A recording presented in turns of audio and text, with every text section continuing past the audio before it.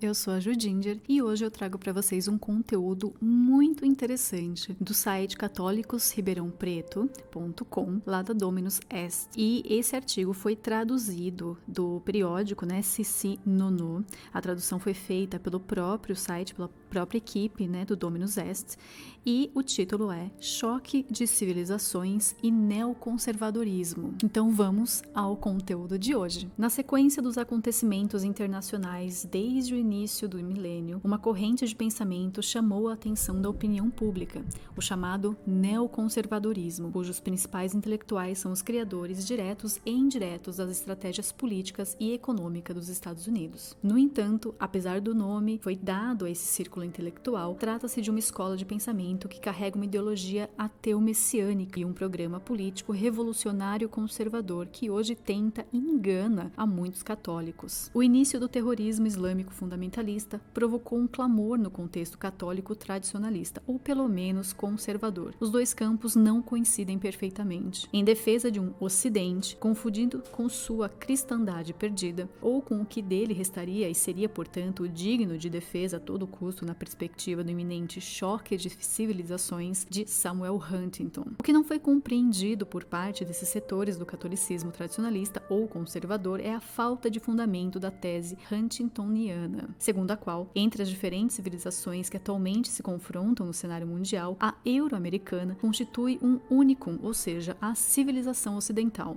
Na realidade, se devemos falar de um confronto, estamos, como veremos, diante de um confronto que é inteiramente interno ao chamado mundo ocidental. Trata-se do choque entre a religião do Deus que se fez homem e a religião do homem que pretende tornar-se Deus. Com efeito, de um ponto de vista coerentemente católico, a passagem dos séculos, que desde a cristandade medieval nos levou através do interlúdio da Europa cristã dos séculos 16 e 17 até ao Ocidente global de hoje, não pode ser lida ignorando a grande ruptura protestante, que é a verdadeira raiz do Ocidente americanocêntrico. Entre os séculos 16 e 17, o desenvolvimento histórico da Europa católica mostrou todos os sinais do que poderia ter sido uma modernidade diferente, sem rupturas espirituais históricas com o cristianismo medieval. Uma possibilidade histórica concreta que permaneceu irrealizada, sobretudo devido à ruptura protestante. Com efeito, naqueles séculos, o cenário da época centrava-se politicamente na hegemonia espanhola, da qual poderia ter surgido uma universalização de caráter católico muito diferente da atual anglo-protestante. Culturalmente baseada na segunda escolástica da Escola Teológico-Jurídica de Salamanca, a quem devemos o definitivo esclarecimento da doutrina católica sobre a naturalidade da comunidade política e sobre o direito internacional euro-cristão, elaborado por Francisco de Vitória,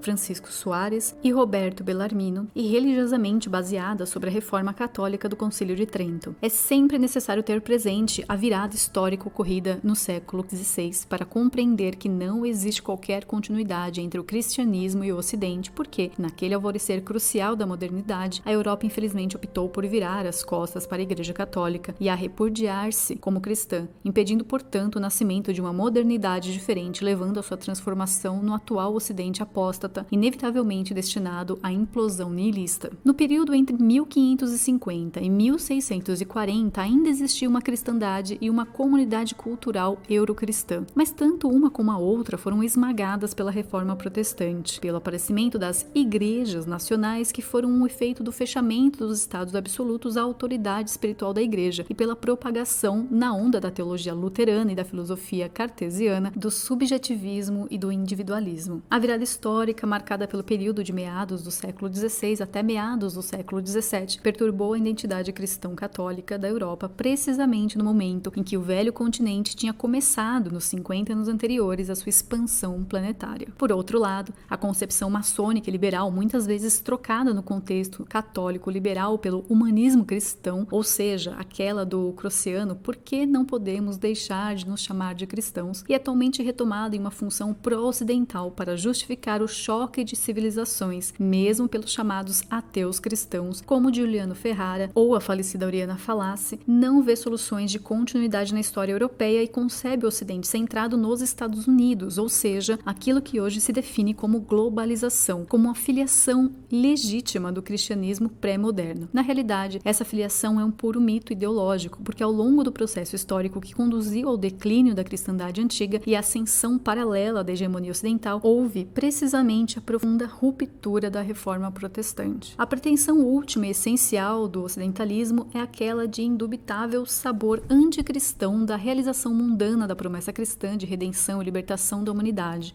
Não foi apenas o marxismo que transpôs a promessa do reino da vida após a morte para aqui e agora. Essa transposição indevida é também a essência do liberalismo, uma essência que hoje se manifesta mais claramente quando, em nome da globalização, é falsamente prometido à humanidade um futuro de pacificação e bem-estar planetário. A partir de Lutero, iniciou-se um processo de deshelenização do cristianismo que constituiu a virada desastrosa na história europeia e ocidental. A ruptura protestante com a teologia católica produziu a falsificação liberal do direito natural, que foi pervertido na concepção do suposto fundamento contratualista, ou seja, subjetivista e utilitário, do direito e das formas políticas e sociais. Mais precisamente, no início do novo milênio, no momento em que o Ocidente americanomórfico vive o seu momento de triunfo, a filosofia humanitária do Ocidente está a afundar-se no niilismo global. Um exemplo típico da descontinuidade entre a cristandade europeia perdida e o Ocidente de hoje é nos dado pela doutrina da guerra preventiva, na qual muitos católicos acreditam poder ver a atualização da doutrina patrística sobre a guerra justa. Ao contrário disso, porém,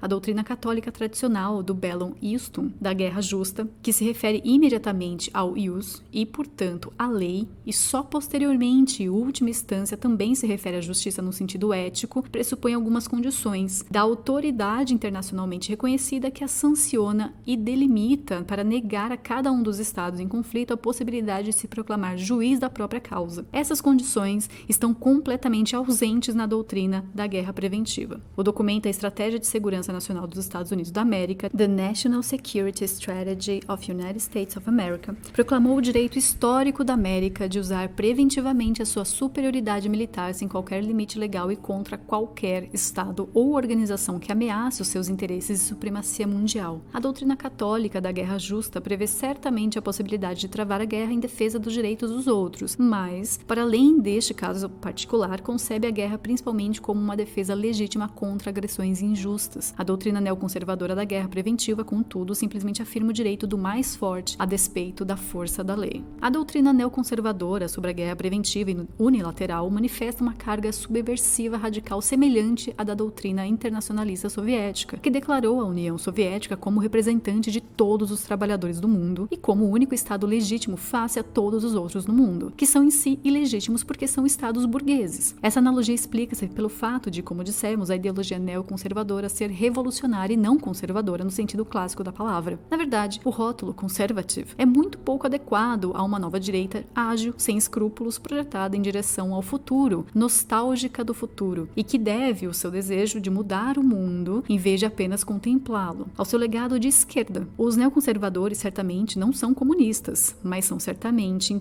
intelectuais treinados em Marx. Suas origens remontam ao círculo dos New York Intellectuals, um grupo fundado na década de 30 pelo teórico trotskista Marx Schatman. A virada desses intelectuais do comunismo para o liberalismo ocorreu quando começaram a denunciar o antissemitismo que havia em voga na década de 50 na União Soviética. Todas as figuras-chave da escola neoconservadora vêm da esquerda radical. Desiludidos com a esquerda desde a década de 50, a sua principal preocupação passou a ser o desenvolvimento e a defesa de Israel, mesmo quando isso significou governar contra os próprios interesses dos Estados Unidos ou pôr em perigo a paz mundial inteira. O legado de Marx nos neoconservadores é claro. É a filosofia de Marx que sustenta que o mundo não deve ser interpretado, mas mudado através, acrescentou Trotsky, da revolução permanente. Prometeísmo puro e blasfemo, que diz que é o homem e não Deus quem cria o mundo e faz a história. Os neoconservadores americanos são, portanto, liberais que se chocaram contra a realidade, isto é,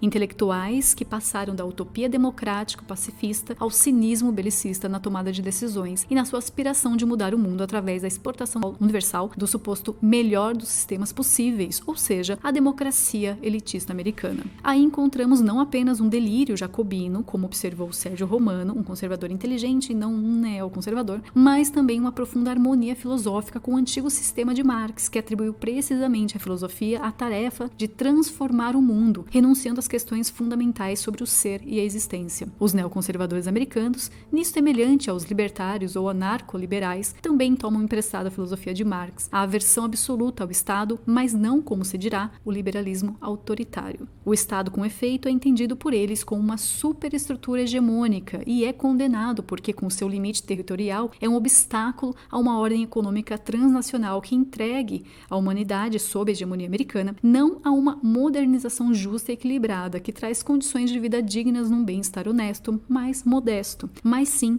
ao sonho prometeico e milenar do fim da história e da prosperidade global pacífica. Esse sonho, que já era típico dos internacionalismos marxistas, reapareceu hoje sob a forma da utopia liberal do mercado mundial que constitui, para aqueles que têm ouvidos para ouvir e olhos para ver, a nova versão da antiga promessa luciferiana autodivinização da humanidade. A ideologia neoconservadora é a alma do capitalismo hipercompetitivo e global, hoje hegemônico, que deslumbra o homem com o brilho das suas montras cintilantes, fazendo esquecer as realidades eternas e o seu destino final da salvação ou condenação. O antiestatismo neoconservador, contudo, não é uma mera negação anárquica do poder político em geral. Os neoconservadores, de fato, opõem-se sobretudo a essa forma moderna de Estado, isto é, ao Estado-providência, que historicamente, pelo menos na Europa e também sob a influência do magistério social católico, conseguiu estancar, redistribuindo pelo menos em parte entre as diferentes classes a riqueza produzida, o conflito social desencadeado pelo moderno processo de industrialização, isto é, pela descristianização dos antigos modos de vida e de trabalho cristãos, comunitários e corporativistas, inspirados no princípio da solidariedade e o cuidado com o bem comum,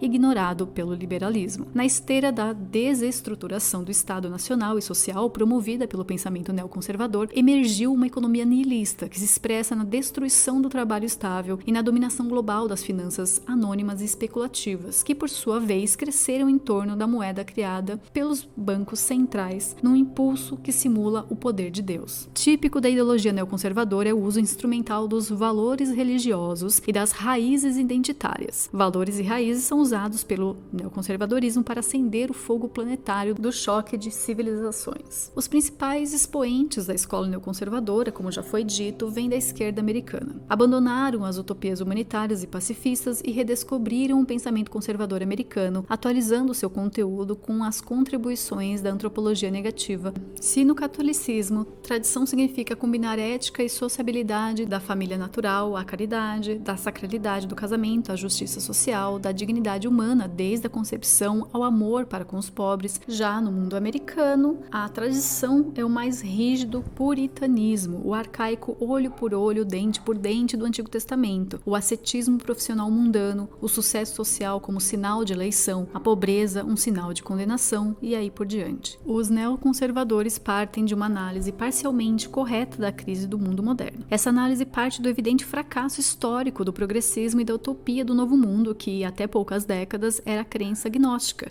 numa versão progressista da modernidade. Contudo, o ponto fraco e natureza contraditória do pensamento neoconservador reside em ignorar a ligação entre o liberalismo e a crise nihilista em que o Ocidente se debate. De acordo com Peter Steinfels, os neocons são inquestionavelmente liberais. Para dizer a verdade, eles são os coveiros do liberalismo, porque o seu pensamento representa o inevitável resultado nihilista do liberalismo. Em uma época como a atual, em que a democracia liberal é um ídolo a exportar para todo mundo, e em que até os ditadores se definem como democratas, é evidente que os neoconservadores não podem apresentar-se abertamente como iliberais ou antiliberais. Eles, portanto, fazem o liberalismo a sua própria tendência conservadora, da qual concretizam todo o potencial nihilista ainda não expresso. A qualificação de neo indica simplesmente o esforço para reelaborar o liberalismo conservador numa chave pós-moderna, cujas raízes residem no pensamento religioso e filosófico anglo-saxônico dos séculos 17 e 18. Como observou Shelton Volin, o liberalismo conservador americano surgiu e se desenvolveu a partir das ideias de John Locke. A doutrina lockeana é um conservadorismo social que casa com o liberalismo político ao combinar valores tradicionais com o individualismo comercial. Desta união de tradicionalismo e individualismo surge um tipo de conservador do liberalismo. O catalisador dessa união foi o protestantismo, particularmente na sua forma puritana. O pensamento neoconservador, apesar de criticar criticar os resultados nihilistas do Ocidente, visa conciliar a ética tradicional, que nos Estados Unidos não é a católica, mas a do rigorismo puritano, com o liberalismo mercantil, sem perceber a estreita ligação existente entre o liberalismo e o subjetivismo teológico, filosófico e ético que, a partir de Lutero e Descartes, envenena a cultura ocidental. O liberalismo, que enquanto individualismo econômico revela-se um subjetivismo social, nasceu sobre o pressuposto do subjetivismo teológico protestante, de modo que a cegueira dos neoconservadores sobre a relação causa-efeito entre um e outro denota a aporia essencial desta escola de pensamento. Os neoconservadores, de fato, lamentam a deriva nihilista da sociedade ocidental no mesmo momento em que proclamam que querem restaurar o mercado na sua pureza liberal, limpando de todos os limites de condicionamentos que lhes são impostos pelo Estado por necessidades políticas e ou sociais. Esta pretensão, segundo a qual o antinihilismo coincide com a pureza restaurada do mercado, constituindo quase uma premissa, faz um uso puramente instrumental da tradição religiosa e nacional, porque na realidade não acreditam em qualquer sobrenatural. Esta união entre Deus e o mercado, de modo que o primeiro se torna um ídolo teológico para justificar o segundo, se é natural no contexto puritano, é contudo impossível, sem profanar a tradição no contexto católico. Os neoconservadores, por um lado, na esteira do conservadorismo clássico, condenam o economicismo de Marx, que faz dos valores tradicionais uma função da economia, mas por outro lado restringem o nihilismo a um fenômeno relativo apenas a questões éticas e não reconhecem como a manifestação última do subjetivismo teológico e filosófico, que é também a essência do liberalismo. Os neocons não percebem que o relativismo ético no plano moral corresponde ao relativismo social no plano sociológico. Aliás, não foi por acaso que o relativismo social explodiu sob a forma de precarização do próprio trabalho quando o liberalismo, após a queda do comunismo, triunfou. A flexibilidade das escolhas morais que dissolve todos os laços familiares, tornando-os absolutamente revogáveis e temporários, corresponde simetricamente na sociedade ocidental liberal à flexibilidade das opções sociais que dissolve todos os laços comunitários, tornando todas as relações humanas, mesmo as políticas de cidadania e de produtividade do trabalho,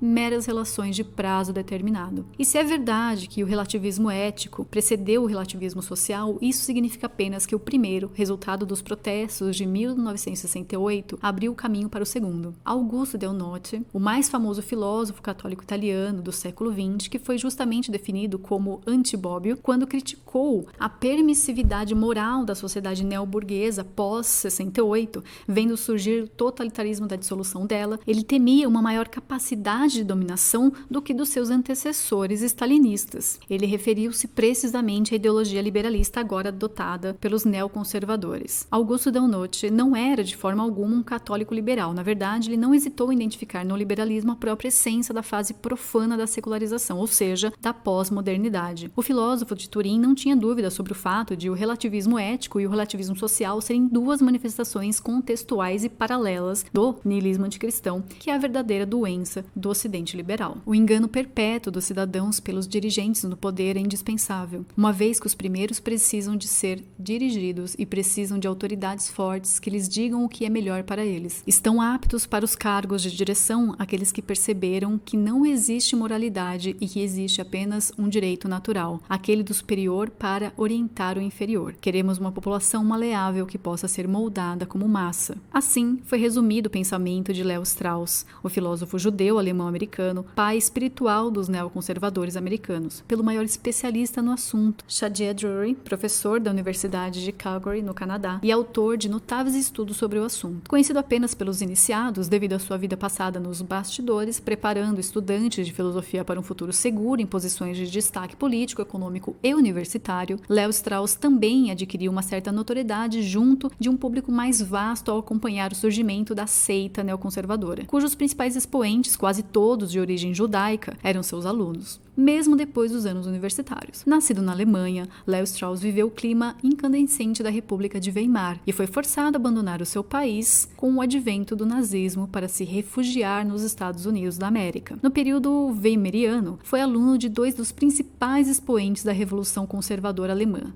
Carl Schmitt e Martin Heidegger. Imerso no mesmo clima espiritual e político que Carl Schmitt se inspirou para a teorização do decisionismo e da conflitualidade essencial da política, incluindo a política internacional, Léo Strauss acabou por se apropriar das teorias do mestre. Tal como a versão não mais católica, mas hobbesiana de Carl Schmitt, Strauss optou por uma antropologia negativa e faz dela a base para a interpretação da realidade humana e social. O que fascina Strauss na teoria de Schmitt é, sem dúvida, a dicotomia amigo-inimigo que Carl Schmitt coloca na base da política. Ou melhor, é a antropologia negativa, o pessimismo antropológico que está por trás daquela dicotomia que fascina o jovem Léo Strauss. Ao começar por Samuel Huntington, com uma teorização do Clash of Civilizations, os neoconservadores também adotaram a ideia de um inimigo absoluto, metafísico, com o qual não é possível a coexistência, mas apenas a guerra perpétua, visando a aniquilação implacável do inimigo. Essa ideia baseia-se no pessimismo antropológico que Carl Schmitt tomou emprestado de Hobbes, mas que anteriormente era do próprio Lutero. Esta concepção de política como área de conflito perene está completamente divorciada da concepção católica tradicional, de derivação aristotélico-agostiniana tomista, que se identifica, pelo contrário, no princípio do bem comum e, portanto, na amizade, na sociabilidade natural do homem, verdadeiro e autêntico fundamento da comunidade política, num quadro em que o conflito é apenas o resultado, sempre presente, mas inautêntico, do pecado original que o amor de Cristo apaga, apesar da persistência das tensões resultantes do pecado original. A antropologia negativa, ou seja, pessimista, sempre tem o absolutismo político como seu corolário inevitável. Strauss, através da mediação de Carl Schmitt, torna sua crença hobbesiana de que é a autoridade e não a verdade que faz a lei, mas antes de Hobbes, foi Lutero quem reduziu a política a um mero exercício de força bruta a partir do princípio da metafísica gnóstica, acolhida por ele da dupla verdade, a teológica e a filosófica, um princípio completamente em desacordo com a escolástica e a patrística católica. Com base nesse princípio errôneo, Lutero concluiu que é necessário tomar nota da separação intransponível entre a ordem espiritual, ou seja, o mundo interior do homem, que, no entanto, ele, de maneira reducionista, faz com que não corresponda à alma espiritual da revelação, mas à psique, no sentido subjetivo, e a ordem política exterior, uma oposição radical sobre cuja premissa Lutero afirma que a moralidade nada pode fazer na ordem política, muito menos fazer prevalecer um princípio ético de justiça. A política permanece, em Lutero,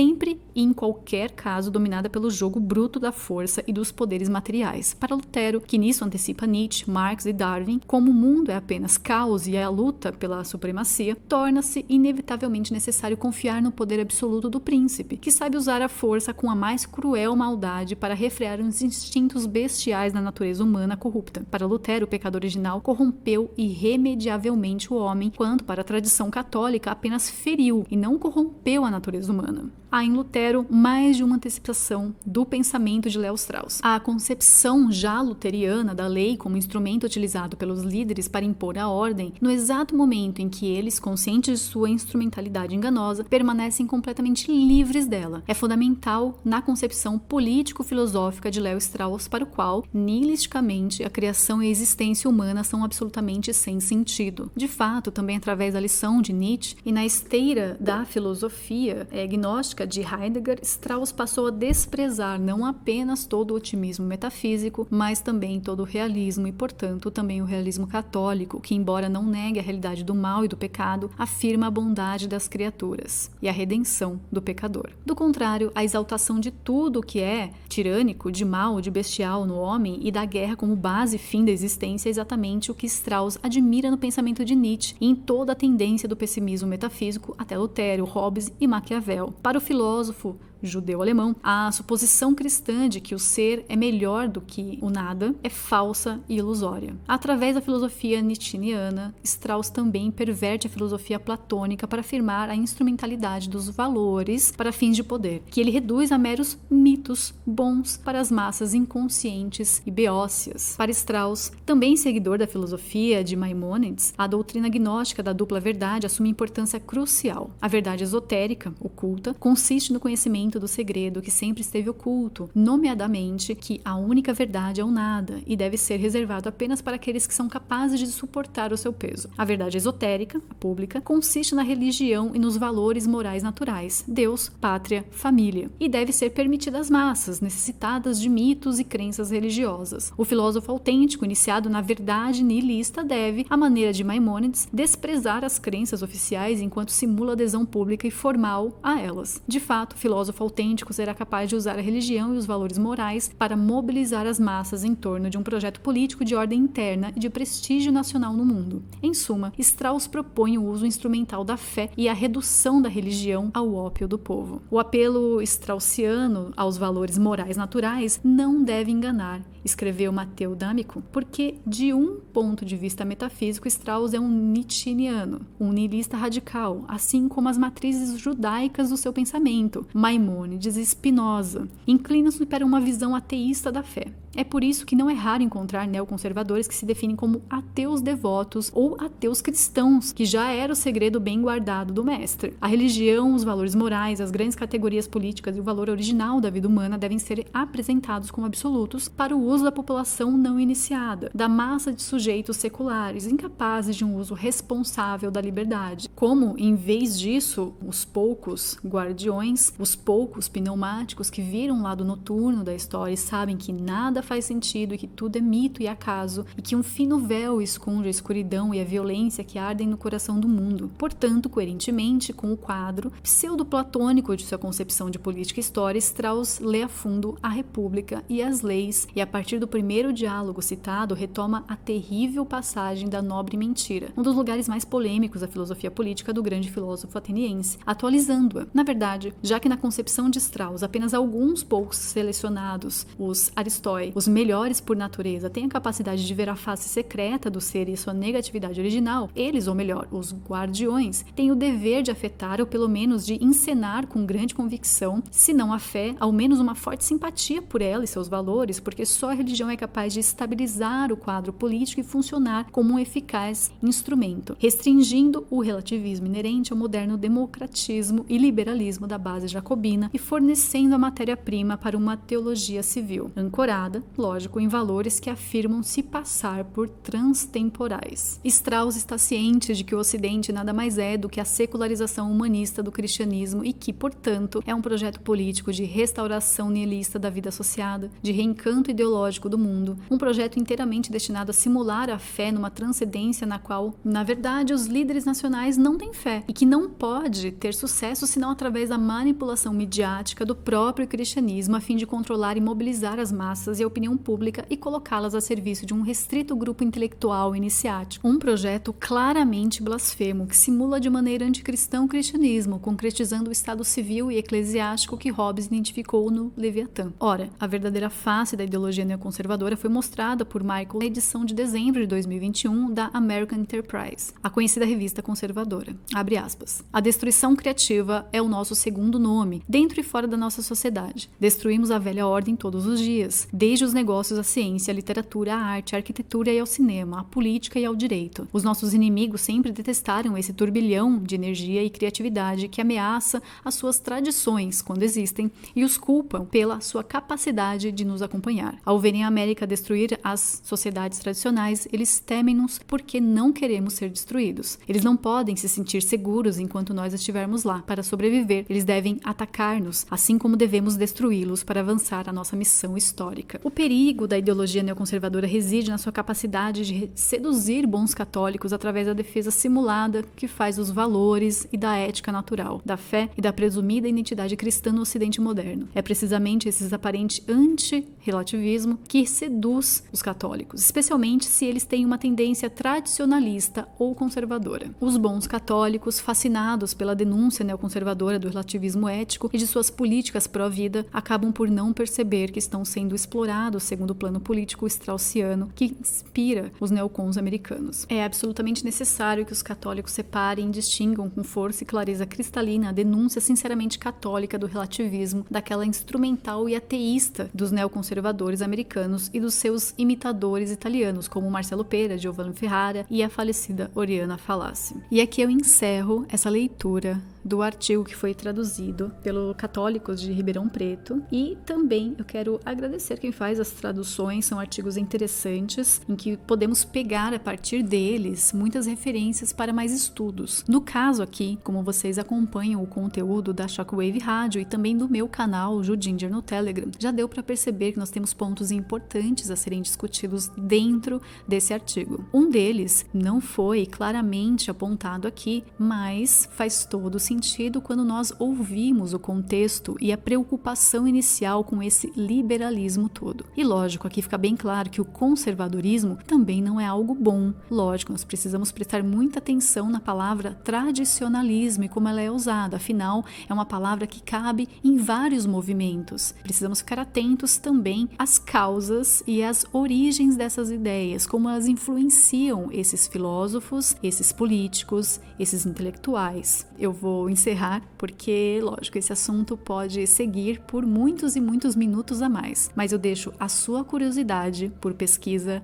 e a sua curiosidade por saber mais para ir além, para ir lá no meu canal no Telegram, @Judinger, e também fazer aquele famoso dar um Google para tentar encontrar dentro do que foi escrito e exposto aqui nesse artigo os pontos principais dessa discussão. Você consegue encontrar a origem das ideias dessa mudança do planeta, dessa melhoria do mundo? Eu já falei sobre isso. Agora fica fácil pesquisar. Eu quero agradecer a atenção de todos e eu espero que esse conteúdo ajude muita gente a se aprofundar mais ainda nesse assunto e não cair nessas armadilhas liberais. Fiquem atentos e acompanhem mais conteúdos aqui na Shockwave Rádio e também no meu canal @Judinger. Até a próxima!